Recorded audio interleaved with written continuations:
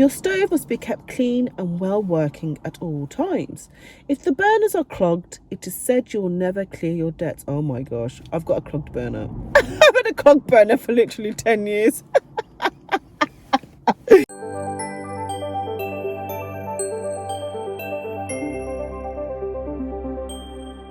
Just opened my boot and loads of things just fell into a puddle. I'm going to do a quick walk today. I'm going to put my microphone on so you can actually hear me. And my bloody mic thing on my thing. Welcome on my walk today. What we're going to do, we're going to talk about another book that I've got. This is more a spiritual related book, and it's to do with the home. It's a really good book, but I haven't had really much time to really delve into it. But when I was saying that I'm the type of person that likes to go into the spiritual things,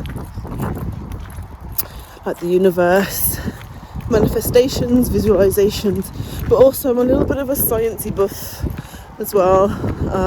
I like to kind of know the reason why for everything as well. So this bit is more of a spiritually related video, but not spirit. There's different types of spirits, isn't there, what people talk about. People talk about the spirit of God spirit or the universal spirit, I think, and other people just talk about just like, I'm assuming like an entity, like something that's not physically tangible, but you know it's there. Do you know what I mean? I know what I mean. But yeah, so we're going to talk about that today. The book is called Spirit of the Home, and I actually found this in my local library actually, and then I had to get the book because I've loaned it out so many times and I thought I really need this book. So here's the book. This is the book. Yes, I had it in my pocket all that time. So it's called Spirit of the Home. It's a really good book, and it's literally how to make your home a sanctuary. So that's what we're going to talk about. So when I look at these type of books, I take out elements that I actually want to have incorporated in my own home. You're looking at your mental wellness as well. You pick things that are relevant to yourself, not that's what somebody else has done. You don't want to do that. You want to have something that's for you. Let's make a start. I'm going to get back into the car because it's so cold. But look at this beautiful scenery. Oh, look, the sun's come out. Here we go. Let's get back into the car and let's have a chat, shall we? I was going to sit in the boot, but it's too cold.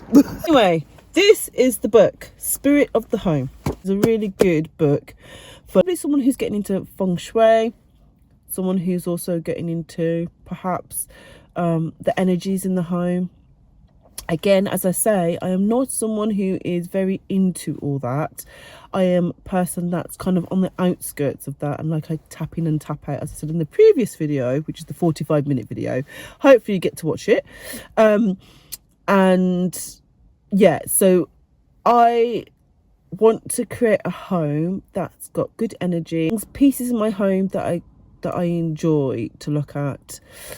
I want pieces in my home that makes me feel comfortable and all, kind of really gives me that really excited feeling when I'm going to walk in through the door. I identify space that might need work within my home, and that takes time, and sometimes you do need a bit of guidance with that, based on my own kind of understandings and what I think, works well in a certain space, things that doesn't work well in a space. Don't get me wrong, my house, when I'm ill, the house stops in terms of organisation, cleanliness, obviously. Bare basics are done. So my house is not like although sometimes in my head, in my delusional brain, as what we were talking about last week, delusional, self-delusion, I would love to have it tidy and clean, perfect in every room, where every day I walk in, this smells like roses. You walk in, smells like the floor's clean, the rooms are tidy, the pillars are not all over the floor, all that kind of stuff. That's what I love to have every day. But it's not possible. Obviously, it's not possible because I'm a mother. I'm a mother of 2 who are under 9 years old. I'm going to call it framework. So there's a framework on things. If you're creating like an art piece, for example, you've got a palette, haven't you? You've got your palette, you've got your core elements that you keep within a room that generally stays in the room, like your colours, your pieces, your furniture, your ornaments, your keepsakes, all those kind of things usually stay where they are generally. It depends how many children you have, but generally with my pieces in my home, it stays where it is. But it's just the daily mess that you have to keep on top of, which is like toys, the shoes that are thrown everywhere in the living room and not into the hallway, remote controls, game consoles, books sometimes, like my books, or plates, bowls of cereal, all that jazz. Those things are kind of the variables. That's things you have to do on a daily basis to kind of keep the area maintained. I have a couple of hacks with those that I probably will share with you in a practical kind of episode. I'm just trying to give you some advice really in this video of what I've adopted and what I think might be good to adopt as a good starting point. Both living room and the kitchen are the main areas of the home. Depending on your living space, because not everybody has really big spaces, some people have smaller spaces, etc. Some people have shared spaces or open plan. There's key things within those spaces that I think that, you know, is important. Use this book properly. She's called Jane Alexander. So that's her, Jane Alexander, and the full title is The Spirit of the Home: How to Make Your Home a Sanctuary. This book is quite a hefty book. It's a hefty one, so you can just use books as reference guides. As I said in the last video, use them as reference guides if you need to, if you haven't got the time. Just collect things that you think that are useful out of some of the books. First, we'll have a look at the kitchen space. This is called Kitchen Clutter. Now, everyone in my house, including myself, clutter the kitchen way too much. There's main parts of the year that I really go to town with decluttering just before Christmas, and usually just before the official spring clean, which is around, I think it's really around March and April time, isn't it? The weather starts getting warmer, we start thinking about gardening and all that kind of stuff, that on outsidey stuff. I try and kind of tackle those two areas. It's always a big battle in my kitchen because my kitchen is small. I would love a bigger kitchen eventually, but for now I have to do with what I've got. It's quite an oldish style kitchen. The building was actually built in the early 2000s, so the kitchen was darker than when we first came in. In terms of budget, we were quite tight on budget because I was having a baby. I was 6 months pregnant when we moved in. For quite a while we had boxes around the house, in the kitchen. It probably from 2016 actually to 2019-20, I did nothing with the kitchen in terms of like decoration and stuff. And one of the kind of things that we found so interesting initially when we first moved into the property was in the kitchen was they had really stripy wallpaper, like very distinct stripy wallpaper. And I really did like it when we first moved in. I thought, oh, it's quirky, it's unique. But then, because it's such a small kitchen, I thought we needed probably like neutral tones and certain things to brighten up the kitchen. But again, quite low on budget. So I had to get creative with the kitchen space. But I can actually talk about it in another video, actually. I might have some clips somewhere. But my coffee, kind of cappuccino-y coffee wall And then for the bottom cupboards, I had like a stony grey colour. And then for the top cupboards, I've had like an antique creamy colour. So I think in one of the videos, you'll probably see it actually in my live unboxing video in my kitchen. You'll see that I kind of repainted them because they were brown. They were dark brown, like really dark brown. And although like in the early 90s and late 90s and stuff, everyone loved dark brown, like pine colours and stuff in the kitchen. It's really quite darkening and dampening. I'm really digressing now, but I'm going to digress just for a minute. In a kitchen, you want something where it's a fresh space, where it's obviously clean, tidy, but also you want somewhere when you want to go into and you feel like it's inviting, and it's motivating you to cook. It's motivating you to, do the chores that you need to do in the kitchen. It's there to socialise, to meet and greet people, to, offer people cups of tea, to have a good old chinwag, to your friends, to yourself, to your spouse, to your kids, all that kind of stuff. It's there, that space is there to have interactions.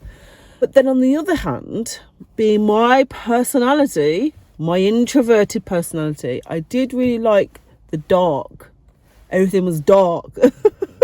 Everything was closed in and comfy and cozy, and I loved that. I did love that for a time. As I started had the 2 kids and started really thinking about home improvements and things, I thought to myself, I really need to start thinking about making things a bit more brighter, fresh. The things that would usually clutter in the kitchen are Tupperware, cups, plates, saucers, appliances like our gadgets, our Gizmo gadget appliances,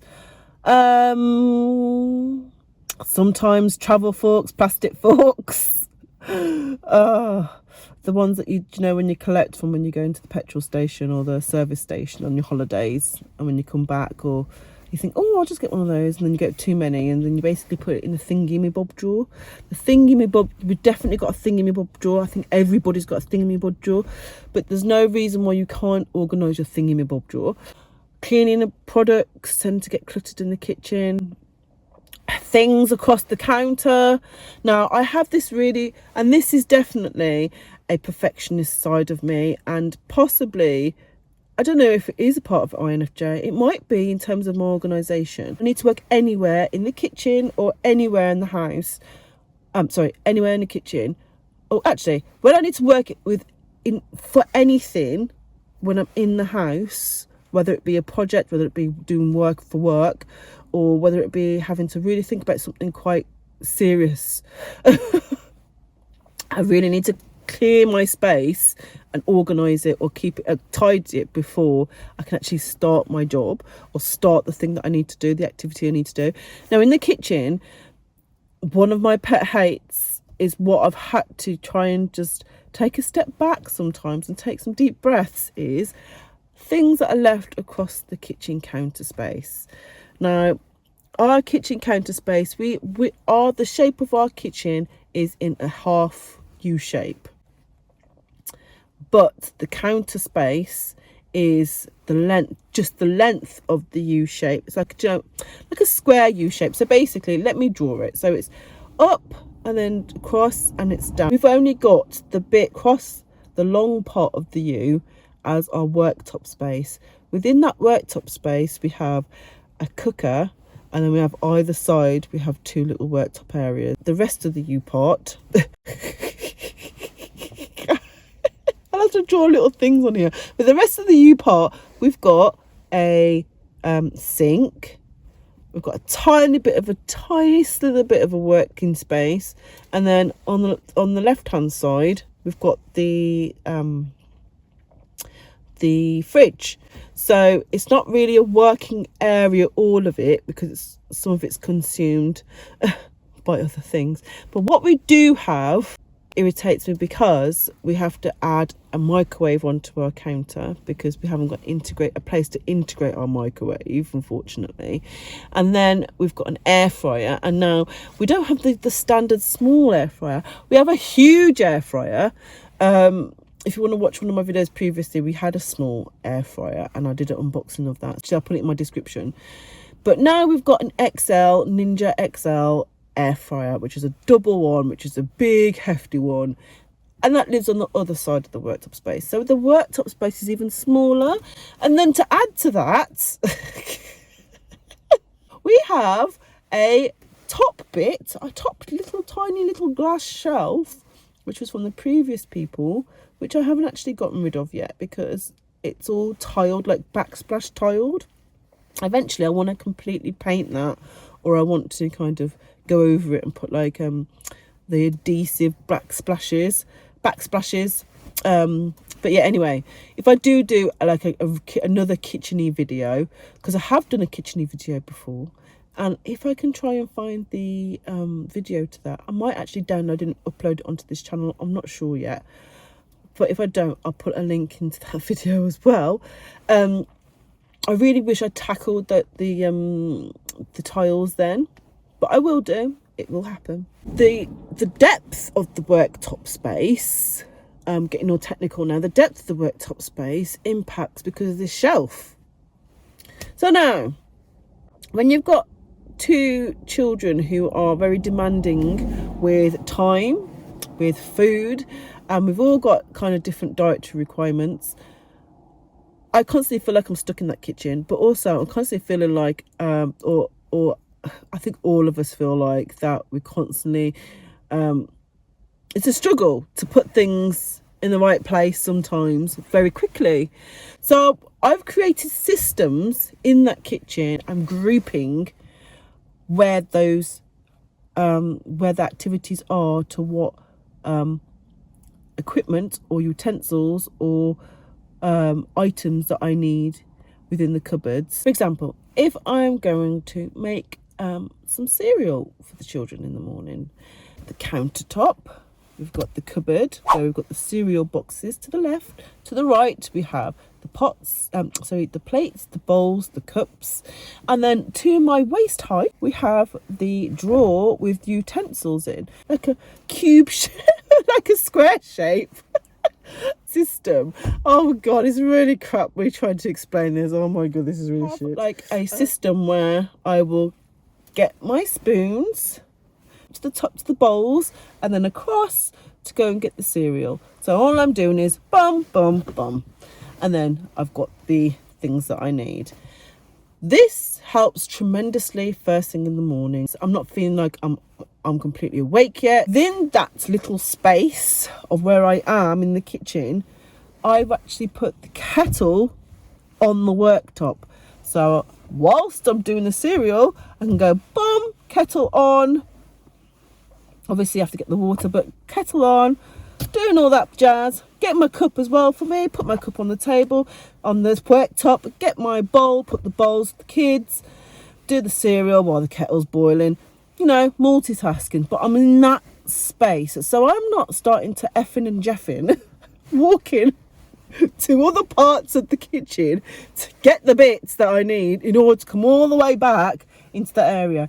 Probably about 90% of the things that I need, 90% of the things that I need are in that space for first thing in the morning. The other 10% is in the fridge or next to the fridge.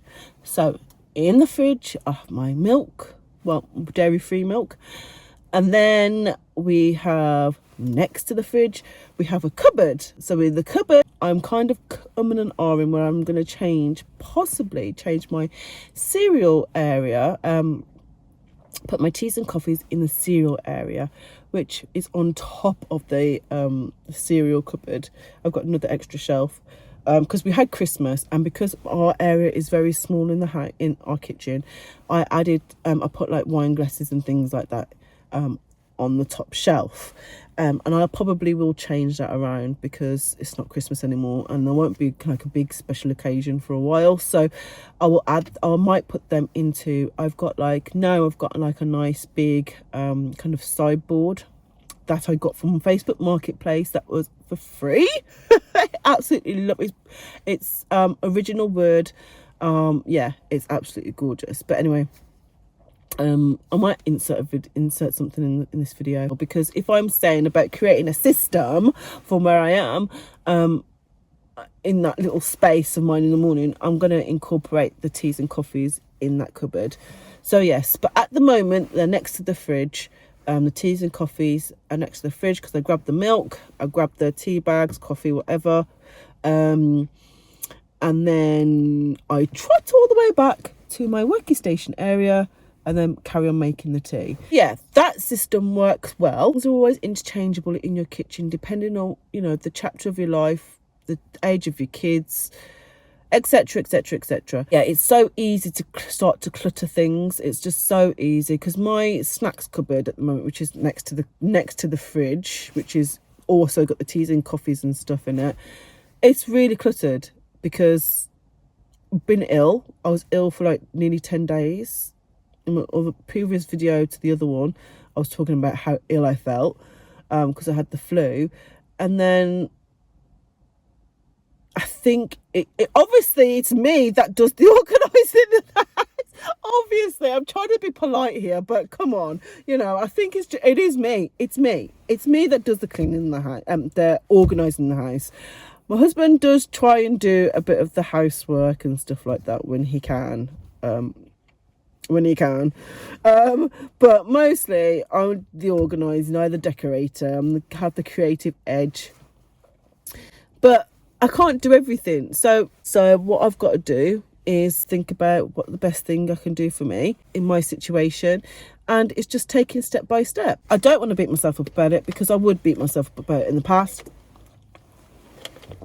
And this is what I'm saying about mental well-being and mental wellness, because I'm a type of person, and I know there's got to be other people out there, that when you see a cluttered space, your head starts to get cluttered. You feel, what's the point? You feel less motivated. You feel like you just don't want to do it. And you just feel like, oh, well, this is cluttered, then I'll not bother, because nobody else really gives a hoot. But that's not how we should look at it. We should look at it as that there's a less cluttered kitchen to reduce stress, to feel nice and happy within your kitchen, but also for the physical element of it and for the productive element of it, of getting things quickly, being able to stay on top of kind of chores in the kitchen, and also feeling like you're not stuck in the kitchen a lot longer than what you're supposed to. So that's the reason why we usually create systems in the kitchen. We try and keep it the clutter free or reduce clutter, to try and help you have a really good balance between your time in the kitchen, your happiness in the kitchen, and overall supports your mental wellness, your mental well-being, because you don't feel so chaotic in there. But I've got a beautiful picture on the wall. It's a gorgeous picture my husband chose. It really goes well in the kitchen. It's very colourful, so it's like, because everything else is quite muted tones, the colour is like, it pops out at you, because the frame of the actual picture actually is the frame of the picture is like a piney colour, so it makes the picture pop out even more. I don't know who the picture's from. I don't know where he's got it from either. So I can't help you there. But if I show you in the video, then you can probably get something very similar if you want for your kitchen. So the last thing that I got for the kitchen was from Marketplace, which was a breakfast bar with two lovely seats with them. Breakfast bar is something where you sit down, can have your breakfast, or sit down, have a quick coffee. But at the moment I've been doing a lot of work on my computer, so I've kind of put my kind of portable like desktop on there to do some work, or just to watch a bit of YouTube or do some YouTubey bits whilst I'm cooking. and do things in the kitchen. But yeah, it's a multi-purpose kind of area at the moment. Yeah, I got it for I got it for £30, I think, and I think brand new. They're probably quite expensive, but I thought I'm not going to pay anything more than £30 for it, from Marketplace especially. But yeah, it really does add to the kitchen. Before we first started, when we first came in, they had a really quite a big round table. They fit a table and 2 chairs in that kitchen, but we fitted a table and 4 chairs in that kitchen, a very small table. But it just gets so cluttered, and so even though it's nice to be in the kitchen to have your breakfast, with like a good sized table, it just felt so cluttered with 4 of us being in there. It's just, the space is just too small.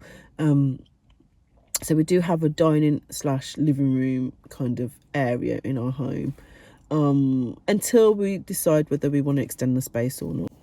Okay, we're going to go to page 150 to 151. We're still on the spirit book. So if you can see that, it's called The Kitchen. Kitchens are considered very important in feng shui. Feng shui. Because the Chinese equate food with wealth and success. A cook should always work in a clear, brightly lit and well ventilated... I told you, didn't I? Didn't I tell you? Didn't I just tell you? I haven't even read this bit yet. I haven't even read this bit personally, and it's just automatic. It's just literally, if I have a nice clean area, a clean space, I can work much better. But it's saying in the book. So a cook should always work in a clear, brightly lit and well ventilated kitchen. Ideally, he or she should be able to see the door to the kitchen. Okay. The reason for this is pretty practical. If you're cooking, the last thing you want is someone startling you from behind when you've got a pot of boiling water in your hand. If you can't see the door and don't feel like getting a brand new kitchen, then put a large mirror so you can see anyone coming in as you work.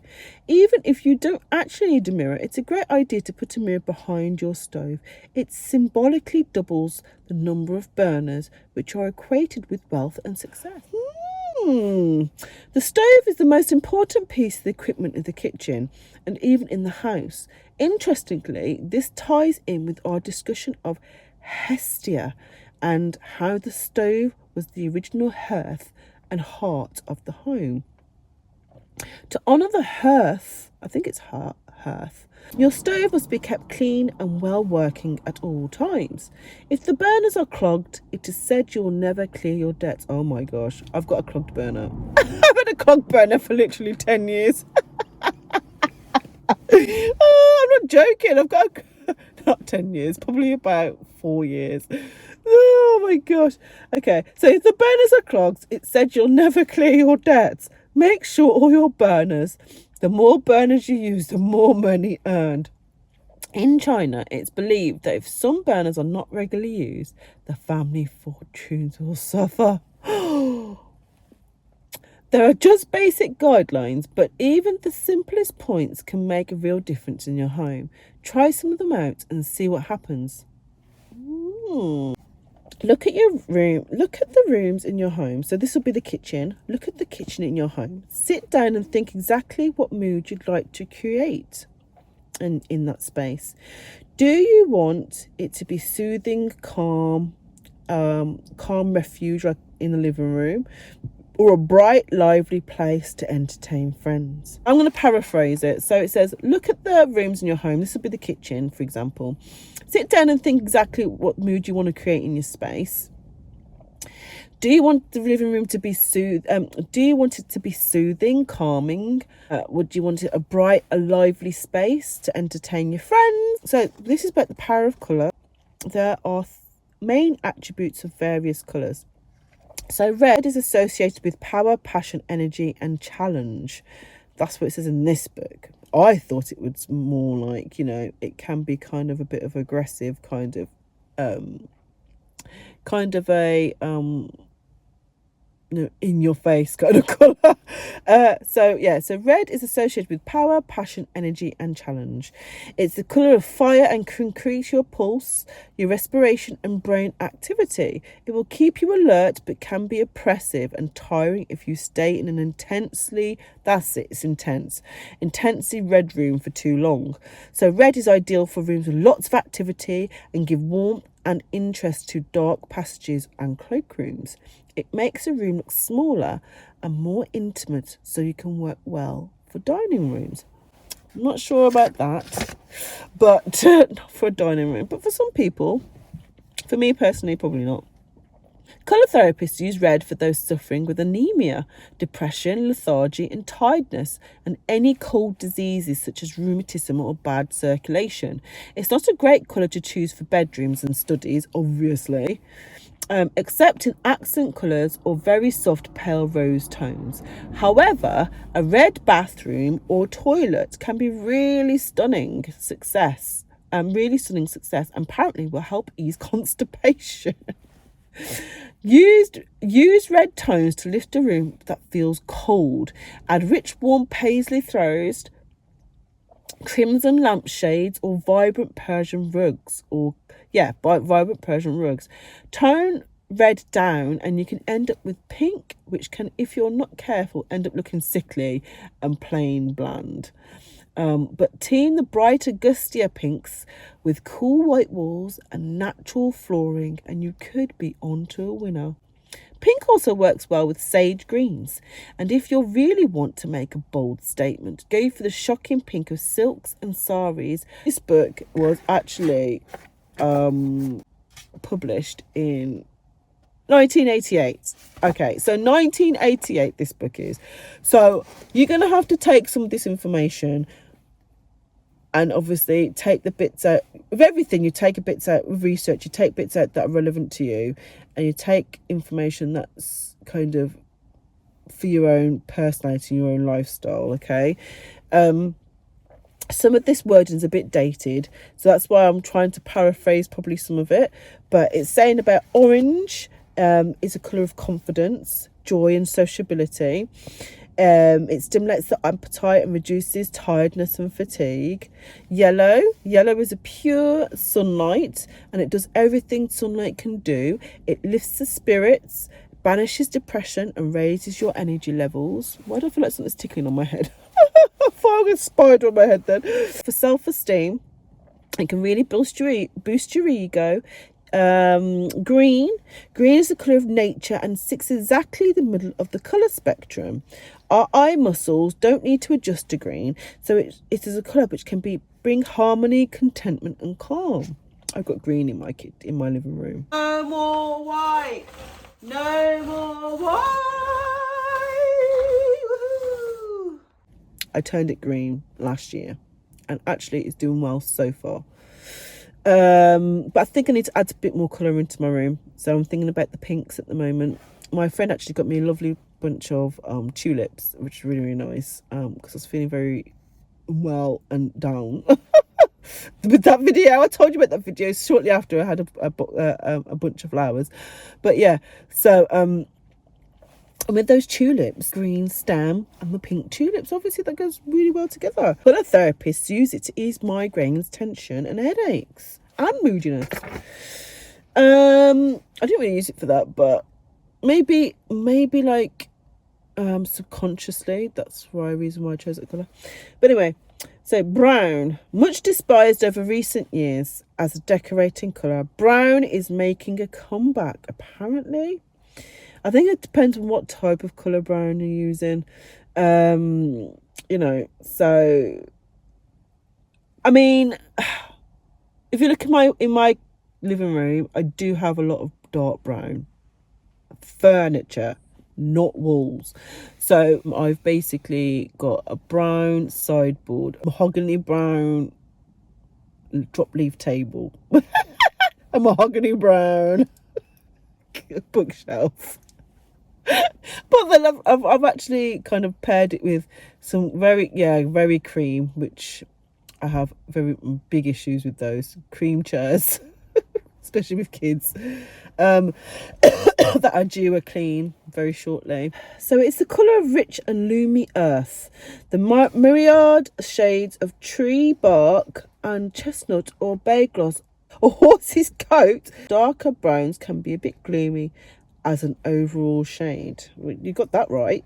Of course it is. Of course it is more gloomy. We've got about the quieter corner. So I talked about my kitchen, talked a little bit about my living room. Let's talk about the quiet corner. Because like the last video, I was saying about creating a quiet corner for yourself within the home. Just to help with your mental well-being, perhaps, when you're having those really rubbishy days. So it's got a whole page about this here. It's called Quiet Corner. And this is page 230. It says, perhaps you don't have the luxury of a whole room to yourself. It doesn't matter. You can still find a place for your soul in the smallest of spaces, in the busiest, most totally shared home. You just have to think in a more interior way and be rather more inventive. Except in the Russian Orthodox spirituality, there is a concept known as the pustina. The pustina can mean either a physical place, a retreat, or the secret place inside of you. The hermitage within. Is it hermitage? Hermitage. I think it's hermitage within. It's a lovely thought that even the busiest, most crowded place, no one can enter into our own internal postina unless we invite them. That's true. This sense of the creating an internal sanctuary is how people have survived against incredible odds and is something worth remembering. If by now you are moaning that you cannot possibly create a sanctuary because you simply don't have the space.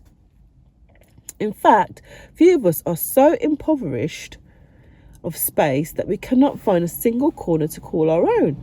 Think laterally. Are there any spaces in your home which are neglected or not used? Do you have a dusty attic which you could be transformed into private retreat, or a cellar or a shed?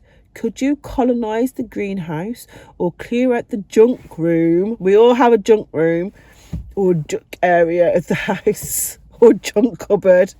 So yeah, I agree with that. If not, start to think about the place in the home which you feel most comfortable and secure. Most of us have a favourite chair or a seat, says David Pearson. Yeah.